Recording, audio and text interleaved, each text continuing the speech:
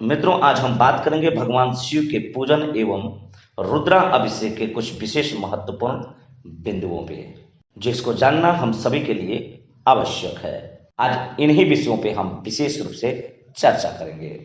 तो मित्रों, जुड़े रहिए हमारे साथ अंत तक। हमें आशा है कि आपको बहुत ही महत्वपूर्ण जानकारियां इससे प्राप्त होंगी। रुद्रा अभिषेक जिस दिन करना है उस दिन शिववास का होना आवश्यक होता है।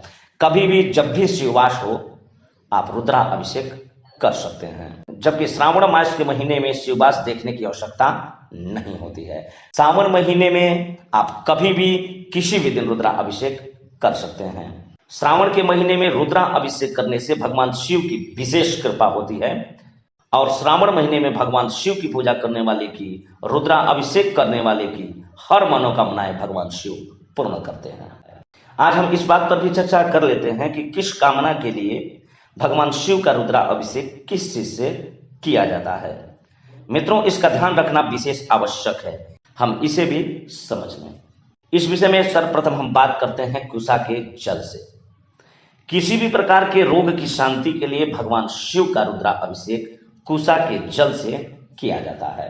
कुशा के जल से भगवान शिव का रुद्रा अभिषेक करने से रोग की शांति होती है, हमारा स्वास्थ्य उत्तम रहता है। किसी भी प्रकार का यदि रोग हो तो भगवान शिव का रुद्रा अभिषेक कुशा के जल से करें। घर एवं वाहन की प्राप्ति के लिए, पशुधन की प्राप्ति के लिए यदि आप इच्छुक हैं तो भगवान शिव का रुद्रा अभिषेक दही से करें। जिस समय वर्षा की कमी हो, वर्षा न हो रही हो, तो आप भगवान शिव का सामूहिक रुद्राभिषेक करें, वो भी जल से करें, तो भगवान शिव की कृपा होती है और हमारे क्षेत्र में वर्षा होती है। यदि आपकी विशेष कामना है लक्ष्मी की प्राप्ति, नौकरी की प्राप्ति, तरक्की हो, तो आप भगवान शिव का रुद्रा अभिषेक गन्ने के रस से कर सकते हैं। भगवान शिव का रुद्राभिषेक गन्ने के रस से करने से लक्ष्मी की प्राप्ति होती है, नौकरी में उन्नति होती है, भाग्योदय होता है। गन्ने के रस के अभाव में यदि आपको गन्ना का रस नहीं मिल पा रहा है तो आप गुड़ को जल में मिश्रित करके भगवान शिव का रुद्राभिषेक कर सकते हैं। तीर्थों के जल से रुद्रा अभिषेक करने से भगवान शिव की कृपा से मोक्ष की प्राप्ति होती है। यदि आपको संतान नहीं हो रहे हो, संतान की कमी है, संतान की उन्नति के लिए, संतान के लिए यदि आप रुद्रा अभिषेक कराना चाहते हैं तो आप गाय के दूध से भगवान शिव का रुद्रा अभिषेक कर सकते हैं।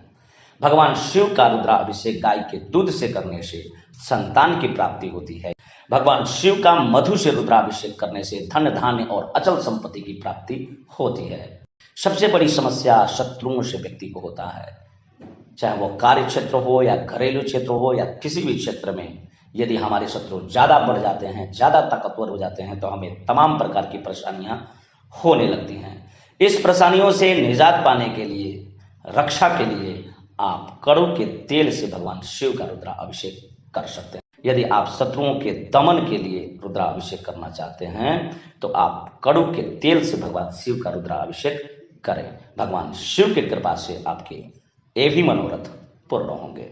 यदि आप अपने घर में सुख शांति चाहते हैं, घर में समस्याएं हैं, घर में झगड़ा, लड़ाई, टेंशन हमेशा बना रहता है, घर में कलह बना रहता है, तो आप भगवान शिव का रुद्रा अभिषेक दूध से करें। दूध से भगवान शिव का रुद्राभिषेक करने से घर में सुख शांति बनी रहती है। यदि आपके घर में बच्चे मंद बुद्धि के हैं, तीव्र बुद्धि के नहीं हैं, या वह शिक्षा के क्षेत्र में विशेष सफलता प्राप्ति के इच्छुक हैं, तो आप भगवान शिव का अभिषेक दूध में शक्कर मिश्रित करें और उससे भगवान शिव का रुद्राभिषेक यदि आप करते हैं तो आपके घर में जो मंद बुद्धि के बच्चे हैं वह तीव्र बुद्धि को होंगे। और जिन बच्चों को शिक्षा के क्षेत्र में विशेष सफलता चाहिए उनके लिए भी यह रुद्रा अभिषेक विशेष लाभकारी सिद्ध होता है।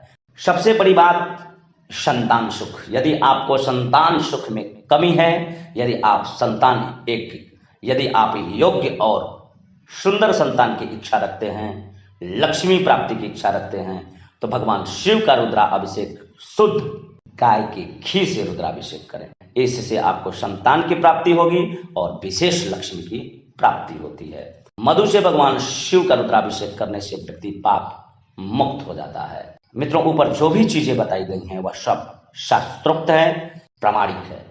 यदि आप इस विधि व्यवस्था से आप रुद्राभिषेक करते हैं तो भगवान शिव आपके हर मनोरथ को पूर्ण करेंगे और आपके जीवन में सुख, समृद्धि, ऐश्वर्य आदि की कमी कभी नहीं होगी। खास करके यह बात ध्यान रखें कि यदि सावन में भगवान शिव का रुद्राभिषेक करते हैं तो भगवान शिव की विशेष कृपा आप पर होगी और आपकी मनोकामनाएं अवश्य पूर्ण होंगी। वैसे आप किसी भी महीने में रुद्राभिषेक कर सकते हैं, परंतु शिववास का होना आवश्यक होता है। शिववास अवश्य देख लें। तो जय माता दी मित्रों, हमें आशा है कि आपको यह जानकारी अच्छी लगी होगी और इससे आपको तमाम प्रकार की जानकारियां प्राप्त हुई होंगी। तो जय माता दी मित्रों, आगे हम मिलते हैं अपने सत्य सनातन धर्म से जुड़ी किसी विशेष जानकारी को लेकर।